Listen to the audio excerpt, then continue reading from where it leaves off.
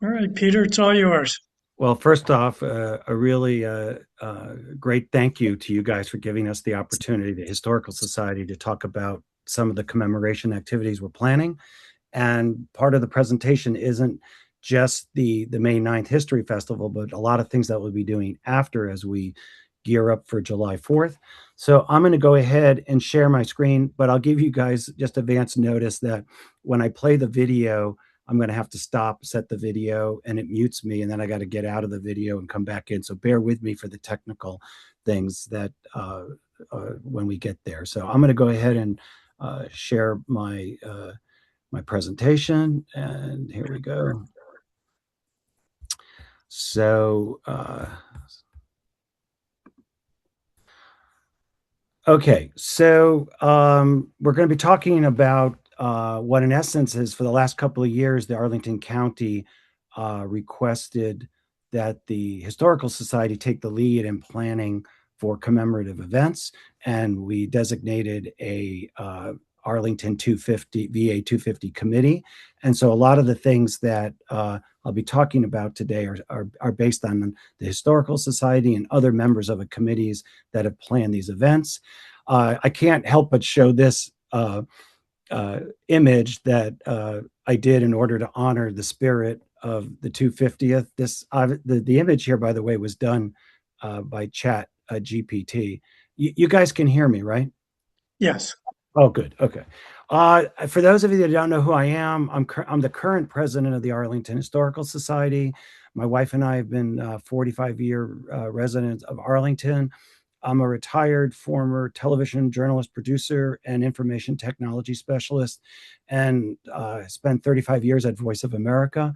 And one of the things I did after retiring is go back to school at George Mason University and got a master's in public history. And as a result of that, I went ahead and developed a historical app for the Historical Society in Arlington County. And I'll be promoting that. But for those of you that would like to download it, it's Arlington Historical, and you can download it on your phones. Why does the 250th matter? I know this is an interesting time in American history, but let's face it, the 250th is a pretty significant event when the origins of our country, the struggles and the original promises. When we look back, I mean, when the world saw the revolution and the creation of the United States, they probably didn't think we were going to last even 2.5 years rather than 250 years. And my wife and I took our daughter and son to see the musical 1776 at Ford's Theater. And it was kind of fun to see the musical and about the origins of the signing of the Declaration. So come this July 4th, we have a lot to celebrate. And Arlington has played a significant role in the history of this country. Whether you believe it or not, there is a lot of Revolutionary War connections, and I wanted to kind of at least start the conversation and share with you some of those things. At the time of the Revolution, 1776, Arlington was in what we know today as Fairfax, and one of the things that would have been occurring was that Fairfax would have had a muster and they would have been forming militias, and Arlington residents would have been part of that. And I think it's significant to note that there were numbers of Arlington residents that actually participated in the revolution. One of them would have been the nephew of John Ball, who built the Ball Cellars House, and he actually fought in the war. But one of the more famous Revolutionary War figures was a person by the name of David Griffith, and he is considered to be the forgotten Arlington patriot. And he was a pastor who actually eventually lived at the Glebe House, and he happened to be a chaplain as well as a surgeon, and he served with George Washington at Valley Forge. And after the war, he became the pastor of Christ Church and Falls Church. And there's a long story in history of why they built the Glebe House off of Glebe Road, and that's the origin of the name Glebe Road. And the original land of the Glebe House was over 500 acres. It was a pretty significant size of land, and the glebe was how they raised money to pay the pastor. but that's a side story. But David Griffith, he was a pretty significant figure, knowing George Washington. The other thing that I wanted to share with you, the connection of Arlington and the Revolution. For those of you not familiar with the story of the French general Rochambeau, um, he's quite a significant figure in American history and the Revolution. And in 1781, the French finally sent troops, artillery, and weapons, and they landed at Rhode Island. And the original plan was that the French were going to help George Washington take over, recapture New York City. But when Rochambeau came and arrived and he realized how well entrenched the British were at New York City, he had to convince George Washington that the better objective would be to go down to Yorktown and defeat the British there. So interesting story is that the French then had their ships. They sailed a lot of their troops down that way, but some actually ended up marching. And this becomes this historic route de Rochambeau. And it's quite a history. But one of the things that I learned recently, and this, I thought it was a myth, but it's a true story. To fool the British in New York, the French built these bakeries close to the city so the British could smell the making of French bread and believe that the French were still in the area. So it's quite an interesting story. But the Route de Rochambeau ends up coming through Georgetown, crossing the Potomac River, coming into Roslyn, and working its way down past 4 Mile Run. And they camped right where the water treatment facility is today. And so that, again, is kind of part of Arlington's history. So I am going to stop sharing for a second and reshare so I can show you this video that I'd like to do. So bear with me 1 second.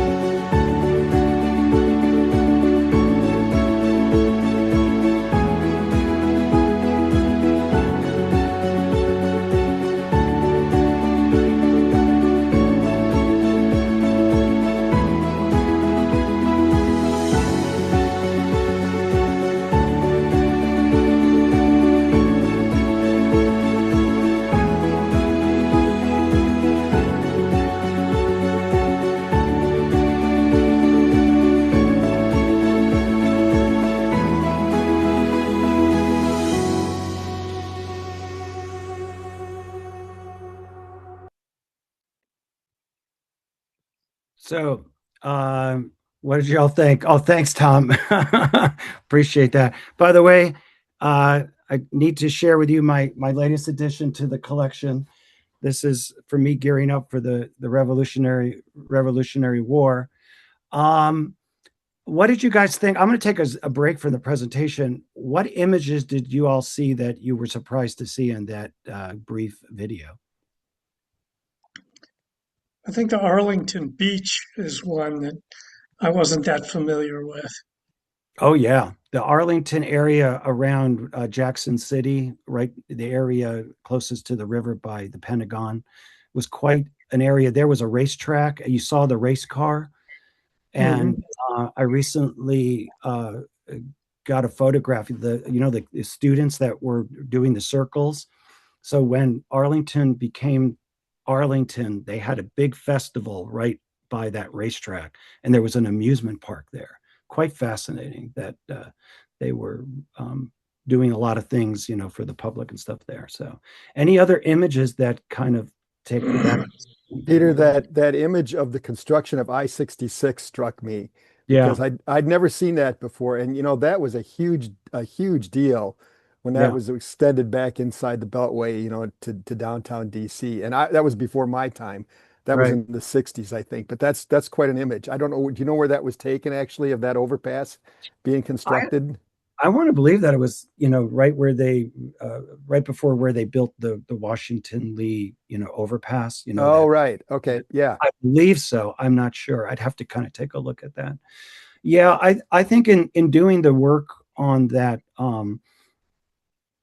brief video, you take that overview of, people just don't think of Arlington being historic, and we can talk about this because it's really been the real challenge. Where if we were Alexandria or Fairfax or whatever, where you have the brick and mortar Main Street, but to kind of share Arlington history today and say, go here to connect with your history, I would imagine the War Memorial, Clarendon is probably the most, or even Westover, if you think about it, that street is very historic, but it doesn't represent all of Arlington.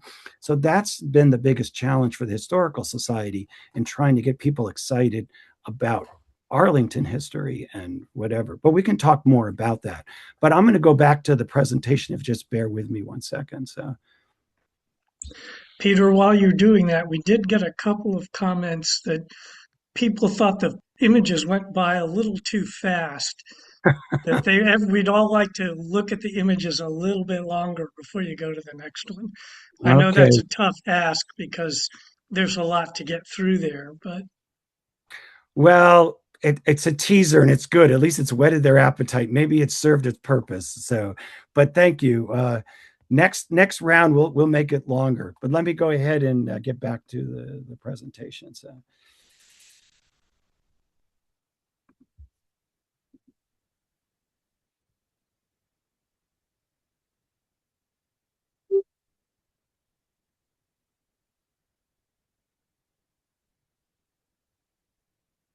okay. So just to confirm, you're all still hearing me, right?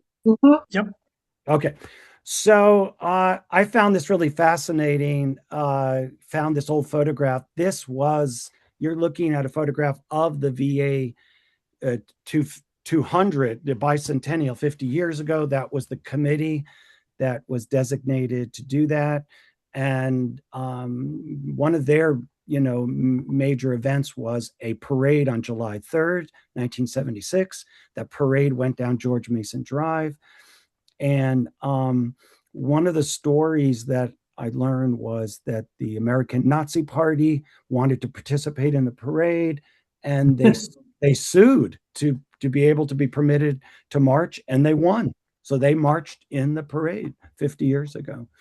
The other thing I thought was kind of funny was the fact that they made this 300-pound cake, and I think they served it in Bluemont, where the county board chair, Ellen Bozeman, was the one to cut the first piece.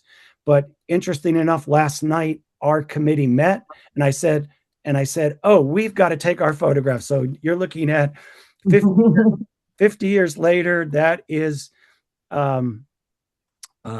the committee, part of the committee anyway. There's a lot more people, but that's all who came to the museum last night. Who are So those people, Peter?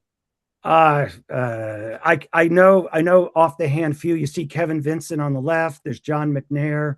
There's Sean Dennison, who's our vice chair at the Historical Society. There's uh, Annette Benbow, who's in the center in the blue shirt. Next to her, on her right, is Bethany Baker, the museum curator. And there's some other people for whose names escape me right now. So Thank you. sure. And that, but that doesn't really represent the entire committee. But like I said, these were the people that showed up.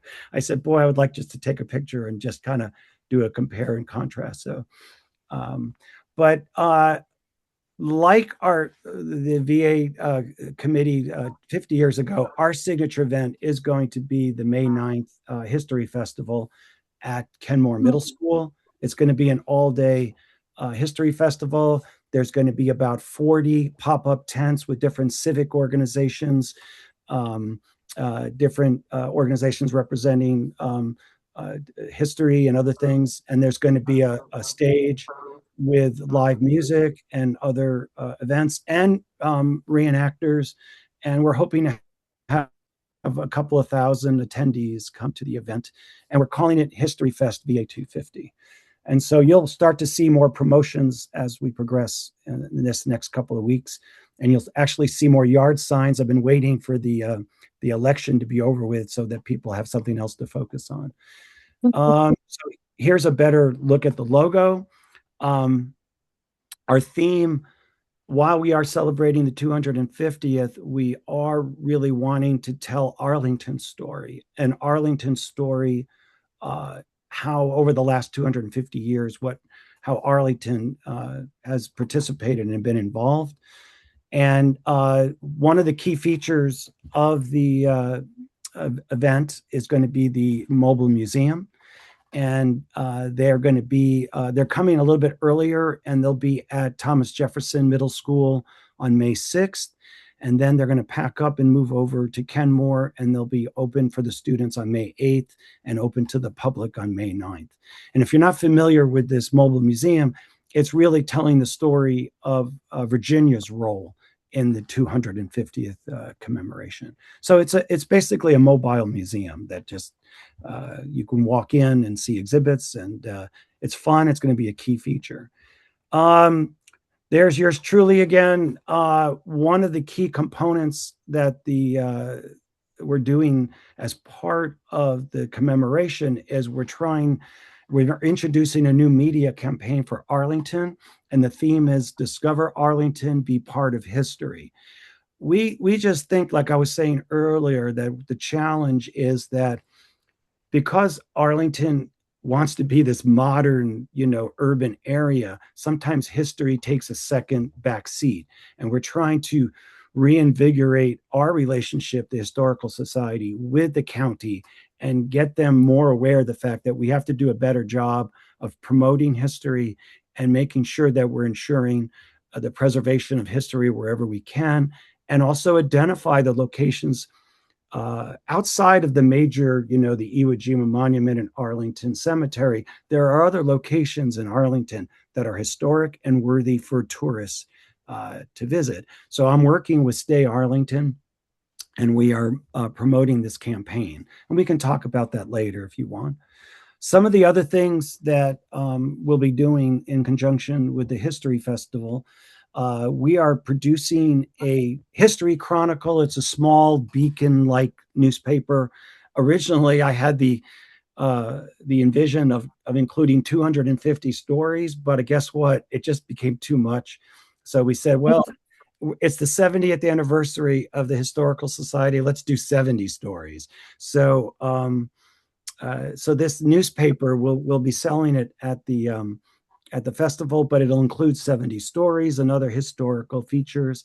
And it's actually kind of in line with what they did 50 years ago, in that the Historical Society commissioned C.B. Rose to write the history of Arlington. So that book that you're familiar with, and we sell at the the bookstore at the museum. That was commissioned, but it's a sad story. I think C.B. Rose passed away before July 4th.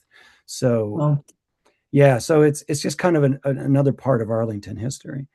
Another thing that we're doing for children and families, we're creating a history passport that we'll be issuing at the festival, and then later on, people will be able to get it. And this inside this passport will be about because of the 13 states, we have 13 locations that will be directing people to go to, and they can write their notes. And then if they go to all 13 locations, they can stop by the museum and get a gift. So it's a way to get people in the community to interact with our history. And once again, trying to get people to discover the history. Another thing that we're doing at the Historical Society is we're putting together a traveling trunk that between now and July 4th and even later, with Revolutionary War items and reproductions and other artifacts and documents. And this is a way to help teachers and other people to educate students about the revolution and commemorating July 4th. Another thing we'll be doing, this is a really cool thing. We recently became an affiliate of the Virginia Museum of History and Culture. And as a result, we now get access to be able to share their exhibits. And one of the things we'll be doing around July 4th on the second floor of the Historical Society is putting up one of these We the People exhibits. And I think it's pretty cool that we were asked to, and we agreed to be one of the first 30 affiliates with the Virginia Museum of History. And we're really proud that they recognized us as to be part of that. Another thing we'll be doing throughout Arlington County is pop-up exhibits. We were just at the Columbia Pike Culture Fest, and there's other activities that we'll be doing. We'll actually be in Alexandria for the tall ships that are coming later on this summer. So we're just trying to get history out there and try to get people to be aware of Arlington history. And I think it's just amazing to see how other communities are promoting and celebrating. So I think we encourage you to be more aware of all these different events and try to go to them if you can. For 9/11, the Arlington County and big corporations, they do the flag draping. We're encouraging them to do that leading up to July 4th. So we'll be working with the business development districts and other corporations to just get them to present and wave the flag. And we're encouraging, communities and people in neighborhoods to do it as well. I think it's a great opportunity to show our colors, and I think it'll be interesting to see how people do different displays and stuff. I told you earlier about the movie. I've been working with the Ballston Quarter, and I'm proud to announce, you're the first group I'm announcing this to. We have got the rights to show the movie 1776, and we'll be showing it at Regal Theater Tuesday, June 30th at 7 o'clock. And the theater seats about 200. I haven't determined yet how much the tickets are going to cost, but hopefully it'll be reasonable and you'll want to come, and we'll hopefully have other events and other things to keep you entertained at the theater. And again, that's going to be June 30th. We're also hoping, but I don't know yet, if we maybe do something at the Cinema Draft House on Columbia Pike. So that's still a work in progress. This is something that is being done all across Virginia, and we're hoping to promote it here in Arlington. That's the bell at Bluemont. The Historical Society, we have our own bell, and we could use help. If you're aware of organizations, churches, and other buildings that have bells, let us know. And we're hoping to do the ringing of the bell at 2:50, and that then ring the bell like 13 times to represent the 13 states. So. And I think that should be a fun, and I'm even encouraging people to step outside and ring their own bells if they have it. So another thing that we're hoping to do, and this picture, by the way, is from Fairlington. They do this annual parade. And unlike 50 years ago, we were able to have Arlington had its own parade. What we're hoping to do is use social media to allow people to feel they're participating in a lot of these one-off events. Dominion Hills has a small picnic. Other communities have other events that goes on, like this Fairlington parade. And I think it would be nice if there's a place for people who are proud of their communities, whatever, to be able to show by social media what they're doing. People can post images, videos, and whatever contests that they're doing. So that I think is something that we'll be working on up to July 4th. So the question is, how can you participate? Well, I mentioned to you about our Arlington Historical app, and by all means, download that app so you can get a better sense in how to discover the local history. I think it's important to know that history is all around us, and sometimes we forget a lot of historic things have happened. And Arlington has a lot to be proud of its history. And then the other thing is, it's still not too late if you want to come and volunteer and help us at the May 9th festival. So that's my presentation. I'm going to go ahead and stop sharing, and I welcome to talk about history with you guys. So.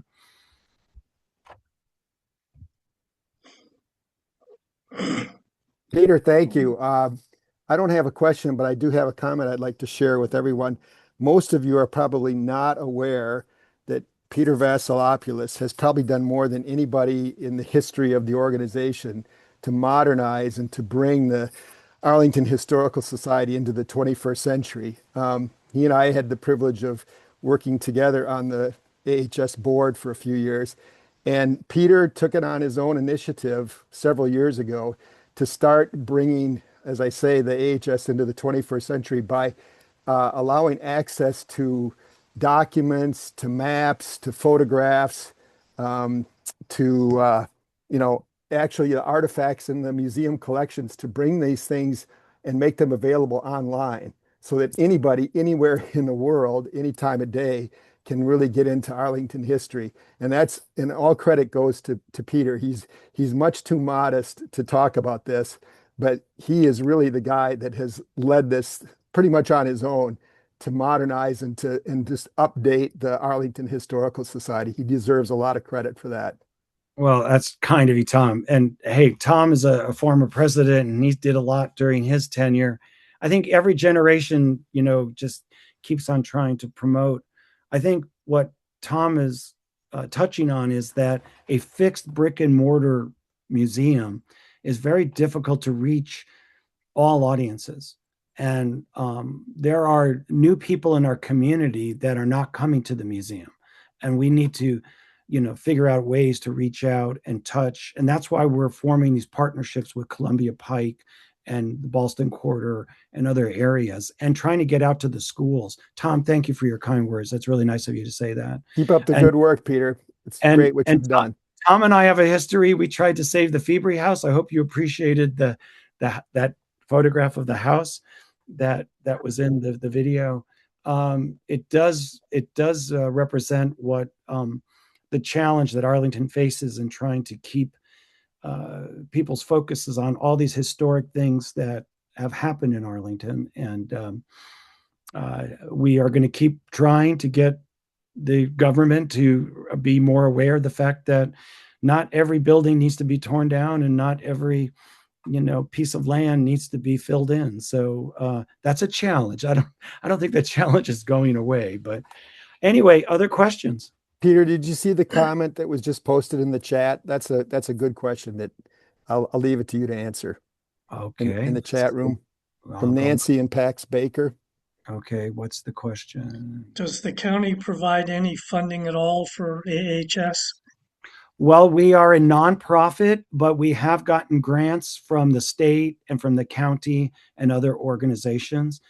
The county is helping Historical Society with covering expenses for for the festival. We're going to have police and fire representatives there because of the crowd size. And so the county, I've been working with Mark Schwartz and county board members. And I have to shout out to Patrick Hope, who as our state delegate, we received a significant grant from the state of Virginia last year, which we've been using to do, I think, pretty significant repair work. Tom, you'll be pleased to know that the leaning chimney that was in the Milner report has been fixed. We actually recently completed that. The original chimney was leaning severely and it was a threat. And so we hired a mason company to come in and take down the chimney and rebuild it. So Always bricks and mortar to worry about, Peter. yeah. Oh, that building, while it's a blessing, it does have its challenges. So what other questions would you guys like to talk about? There's a lot to talk about Arlington history. So Yeah, there are a number of comments here about all the different houses and other buildings that were demolished to make room for 66. mm-hmm. Well, speaking of which, Tom and Charlie Clark were involved with a project where they were capturing the photographs, right? So Tom, as much as you gave me kudos, you actually were kind of like an originator of trying to use digital media to preserve or whatever. So don't be so humble yourself. I mean, we actually were able to save your map, by the way. I just want you to know the company that did it originally was going to move on. So we invested and we redid the mapping. So, but I think it's fascinating. They're very far and few between older structures that are worth still visiting. So when we were putting together the passport for today's generation, and we were looking at a passport that was done 70 years ago, most of the items on that passport don't exist anymore. You can't go see certain things. So, yes, it's great to show someone a photograph, but it's even better to go and see a physical structure or a park or something like that. So that is a challenge. Yeah. So where was Hoover Field located? Hoover Field. I'll let Tom answer that, but I know that it was not that far from where National Airport is now. And believe it or not, there was a drive-in. People used to go see movies in a drive-in. But I think that the thing that always I chuckle about at Hoover Field, there was a road going through the runway and they had to have a light to stop traffic. So when a plane was landing. So, I mean, go figure the potential for an accident where a plane was the question, where was Hoover Field? Yes. Yeah. It's where the Pentagon is now. Okay. It's mostly where the Pentagon is. As Peter just indicated, that stop sign or stop light was at the bottom of the hill where the Navy Annex used to be on Columbia Pike as you come down towards the Pentagon. And right there between where that stop was and the bridge across the Potomac River, the 14th Street Bridge, that was a runway, an active runway for Hoover Field. And the last hangar building for Eastern Airlines was torn down after the Pentagon was completed. It was used as I knew that one of these guys who was one of the draftsmen for the Pentagon, and that's where he worked, was in this big Eastern Airlines hangar that is now, it's where North Parking is located now at the Pentagon. But yeah, Hoover Field was where the Pentagon is located, and then they moved it south to National Airport. And in fact, National Airport is built on a lot of the landfill that was taken out to dig the foundation for the Pentagon, and it was just trucked down there and dumped into the river, and that's where the runways for National now sit. There are a few structures or historic sites. I call them the Kevin Bacon of history. Like the Glebe property is one of them because of all the people that were associated with the Glebe.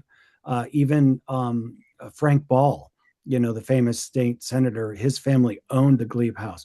But the Pentagon, or the area of the Pentagon, is another. When you think about all of the history that was taking place there, you had Freedman's Village, you had Camp Casey, which we are in the process of getting historic signs put up. For those of you not familiar with Camp Casey, it's part of a growing narrative of the role that Arlington played during the American Civil War in training U.S. colored troops. And while you might not be familiar with this history, it's something that we've been working on. We redid our Civil War exhibit at the museum. It's called In Defense of Freedom, we need to acknowledge that during the American Civil War, while the Union troops built 22 forts to protect Washington, in fact, those forts had a major role in attracting former enslaved people seeking freedom. And they were called at the time contraband. During the Civil War, there were 5 contraband camps. The most famous was Freedmen's Village. But I think I'm always amazed at the fact that someone starting the Civil War in enslavement would, in the course of 4 years, go through that period of time and then be trained to fight for the Union Army and end the Civil War in Richmond as a member of the U.S. colored troops. I'm always stunned by the fact that occurred, and that was a connection that Arlington had. And Camp Casey is where a lot of U.S. colored troops were gathered and temporarily trained, and there were several units that were formed at Camp Casey. But it's a growing history. It's something that we're uncovering more and more. And again, but the other things at the Pentagon, I mean, there was Jackson City was a Black community that unfortunately had to move because of the construction of the Pentagon and other particular neighborhoods. I just think that it's one of those areas that's just significant. Plus, you have the historic Columbia Pike, going through that area. So yeah, that's just one of those areas that's rich in history that still needs to be preserved and commemorated. Any sites in Arlington that AHS is looking to preserve? Nothing as in specific. I know there are a lot of things going on where different communities are trying to promote and preserve different sites and locations. That's always ongoing. I think that the challenge basically is, as Tom and I discovered with the Febri House, is the laws really lean towards the property owners, and that is a big challenge in historic preservation. Let's see. Any other questions? Maybe Gary, you can help me out. Feed me some more. Well, I was going to ask, wasn't there also a small general aviation airport in the Bailey's Crossroads Yes. area? Yeah, and you can still see one of the hangars. Yeah, if you look carefully, you'll see a kind of a Is that Quonset hut. the Quonset hut thing Yeah, right off yeah, of Columbia Pike? It's yeah. it's where the X-rated video place is. Yeah. It's at that Quonset Okay. hut. And then also, if you go on the other side, if you go east across George Mason Drive, and if you go down, what would that be? I guess that's Seminary Road. The building on the left, there's a little low brick building that's now a Burke and Herbert Trust bank building. It's a low Right. one-story brick building, and you can still see the 2 sets of landing warning lights up on top for airplanes. They've been disconnected. Interesting. Those red bulb lights, they're still up there. Yeah, I think it was called Skyline, wasn't it, Peter? Yeah. Skyline Yep. Airport. Right. So I was saying that there's other areas. The other area that really should be discussed is Clarendon. For those of you not familiar with Arlington history, at one point, the people living in the Clarendon area fought and sued to become their own city. And that was a pretty significant state Supreme Court case. And they ruled in favor of the then Arlington government because they didn't want a city within Arlington. For those of you that are tracking recent politics, there's an effort underway to reevaluate Arlington's current form of government. And that's something to stay tuned on. I mean, one of the things, by the way, that when I talk to people about why we should be celebrating and commemorating the 250th, it really is a reminder to people that we are blessed to have a country that has a participatory democracy that allows people to participate. You have to kind of renew your commitment to that. That's part of what these commemorations are about. And they're, when Arlington County sends out surveys or whatever, take the survey, tell them what you think about certain things. You have a right as a citizen. And I think this whole effort to really reevaluate Arlington government is pretty historic because you think about it, when the current Arlington County government was formed back at the time of Frank Ball, and he was one of the creators of the laying out the framework of that. The Arlington County was maybe 30,000 people, but we're now at 270,000 people. And so there's a there's definitely an interest to kind of look ahead and say, well, what type of government do we really want to have that makes us, more involved and invested. But getting back to Clarendon, I think that if you look at some of the buildings at Clarendon, Little Saigon, the post office, definitely it's an area that has a lot of history, and the War Memorial. I think that the Clarendon Trolley Station, which, by the way, I recently learned it doesn't exist anymore. The building that looks like the trolley station is not the trolley station. It was a community hall. So the photograph that I showed in the documentary was the actual trolley station, but it looks very similar to the coffee shop, that's there right now. It just happened they built these two buildings and they were very similar in shape. I do think that the other thing that's pretty fascinating, there are some neighborhoods that are very historic. Glen Carlin, where the Ball Sellers house is. There's still some historic buildings there. Carlin Hall, Lion Village. There's still some things of interest that are worth sending people to take a look at. I think for those of us that live in Dominion Hills and are witnessing teardowns and monster buildings going up every day, hurry up and go through and drive through what is still a pretty concentrated location of post-World War II baby boomer, houses. But who knows how long those houses are going to exist. That photograph that I showed was fascinating. That was Patrick Henry Drive. They were building the Dominion Hills homes. They were called 3x2s because they had 3 windows on top and 2 windows on the bottom. So, any other questions? Did the trolley line run from Clarendon into DC? Into DC. I wish I knew more. All I know is that the trolleys and the trains were a big factor for the growth of Arlington, and it ties into Arlington's history about urban growth. I would imagine, yes, if I've recently saw a photograph that showed Roslyn and there was a circle, and you could see these trolleys and buses. So they're definitely, those commuter routes were very vital for the urban growth post World War I growth of Arlington.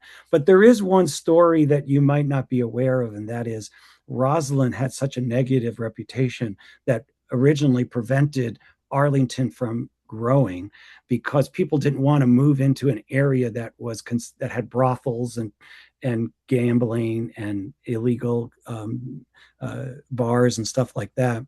And so you might know the story of Crandall Mackey, who came in as a Commonwealth attorney, but he and Frank Lyon formed what was called the Good Citizens League. And they were basically vigilantes, and they went in. And if you go to the Arlington Museum, you'll see Crandall Mackey's shotgun. And there's a book called Shotgun Justice, where they were going in, knocking the doors and barging in and shutting down these establishments. But it had a big role for the urbanization because, again, Frank Lyon was not going to sell all his new homes unless people felt it was a safe area. So that whole thing of what was happening in Roslyn, there was an area called Dead Man's Hollow, and Dead Man's Hollow was where farmers coming back from Georgetown were getting mugged because they had their money from selling their gross, their products. So yeah, definitely a dark history of Roslyn, and that had to be overcome. So I remember coming to Roslyn and still seeing the pawn shops. In fact, at the museum we have one of the the 3 balls that's a symbol of a pawn shop. So yeah, what else do we got there, Gary? Um, well, I was going to ask you, for anybody that doesn't know, can you explain why Bailey's Crossroads is called Bailey's Crossroads? Oh, sure. While that's kind of on the fringe of Arlington, Arlington history, I do know the answer, and that is that the Barnum and Bailey Circus, they used trains to go up and down the eastern seaboard, and Bailey's Crossroad was kind of like the halfway point of the trains going back and forth. So they made it kind of a winter headquarters for the circus.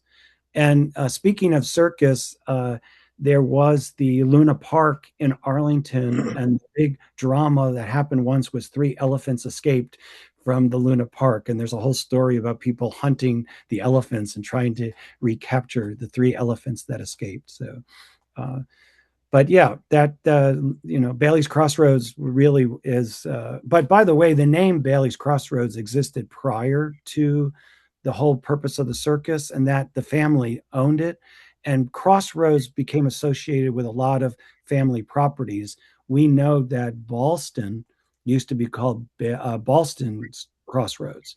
So the use of a crossroad was two major roads, and obviously Bailey's Crossroads is Route 7, right? Leesburg Pike and Columbia Pike. That was a major hub. And a very famous event took place in November of 1861, and that was General George McClellan's Grand Review.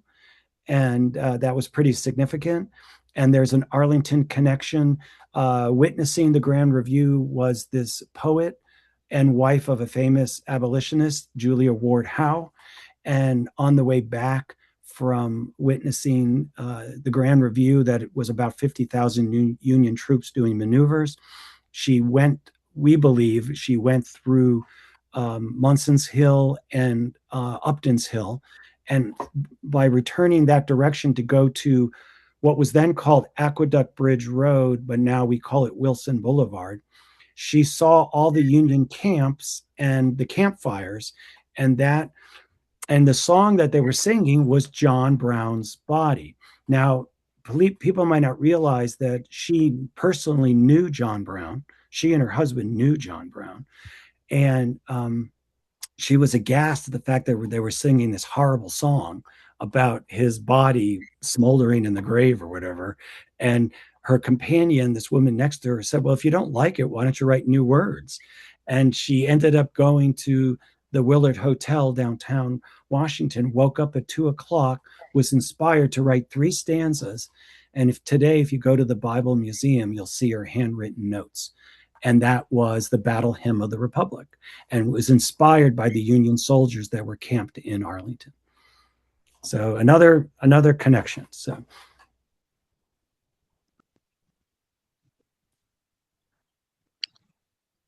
Good story, Peter. Thanks for sharing that.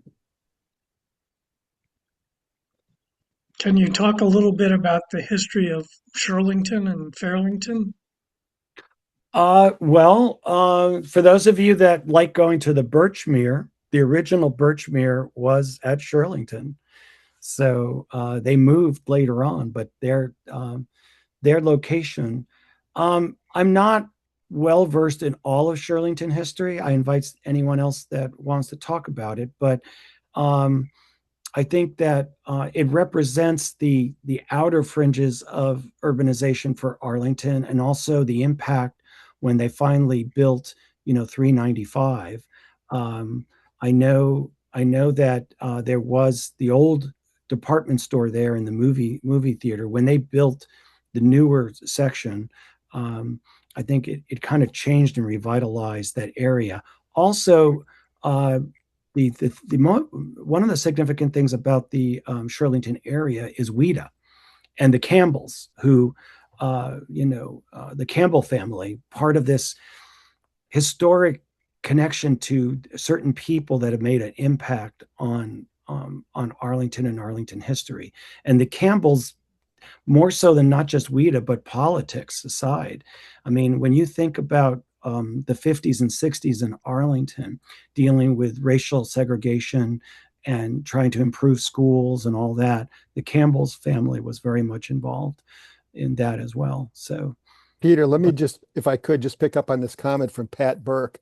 So when I first moved to Arlington in 1978, I lived in Arno Valley first, and my wife and I were the second people to buy a condo at Wingate 2, the Wingate 2 complex that's at the corner of South Arlington Mill Drive and Walter Reed Drive. And where I went to college out in Wisconsin, they recruited very heavily from this area. And when I told some of my friends that I was moving to Arlington, they said, "Oh, you're so lucky. You're going to be where the Birchmere is. You've got to go to the Birchmere. It's the best place to see local music and live music and so on."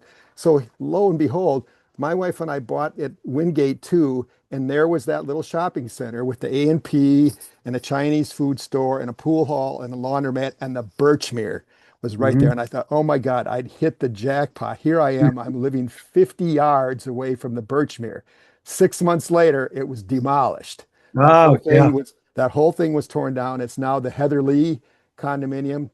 right. Thus began my passion for historic preservation when I lost the Birchmere in my backyard. Oh, that's too. So that's where it was, where Heather Lee is, right? That's correct, right Oh, there. that's interesting. Our son bought a condo there, so I'll let him know that that was the site of the Birchmere. I was down there just a month ago taking pictures before and after. As Peter knows, I've been doing photography, photographic documentation of Arlington's lost past and history. As he mentioned, Charlie Clark and I worked on a project together. But I have probably several hundred pictures of Shirlington when it was just all one story, two-story mom and pop stores and so on. Nothing else in there. I mean, it was just a very simple. It was the first kind of suburban shopping center in Northern Virginia. What one of the things I think it's important when you talk about Arlington history is to at least acknowledge these historic Black communities. So, I mean, when I first came to Arlington, it was called Knock, and I think that was named after a family that owned the, prior to the Civil War, that owned the land. But Green Valley is going through a major transition, and the gentrification is radically changing these historic Black neighborhoods, as well as Halls Hill. And uh, when I did a recent event at the Glebe House, I learned that Basil Hall, by the way, he purchased 300 acres from Walter Jones, who owned 500 acres of the Glebe estate. So Basil Hall bought 300 of the acres that was originally part of the Glebe. And so Hall's Hill was originally, goes back prior to the Revolution, and so that's an interesting part of history.